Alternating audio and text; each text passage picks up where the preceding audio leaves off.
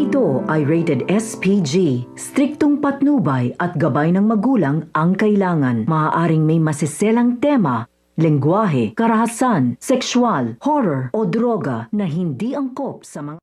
Naging successful nga ang operasyon dito nga kay Manuel.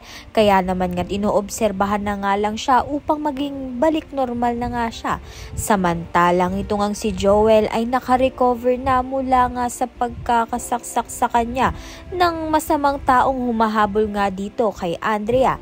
Kaya naman nga't gagawa na nga ng paraan itong si Andrea upang malaman nga ang lagay ng kanyang ama na si Manuel.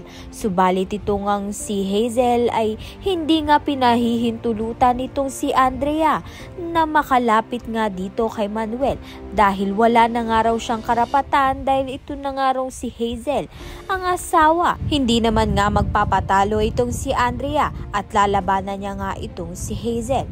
Subalit mahuhulog nga sa hagdan nitong si Andrea sa kagagawan nga nito ni Hazel. Wala naman ngang magagawa itong si Jessica. Samantalang pinagsabihan nga ni Felma itong si Hazel na sabi niyang hindi nga siya magsasampa ng kaso. Subalit bigyan nga siya ng karapatan at ang kanyang mga anak na makita nga ang kanilang ama na si Manuel. Kaya naman nga't yan at iba pa ang dapat nating pakaabangan. Maraming salamat sa iyong panonood.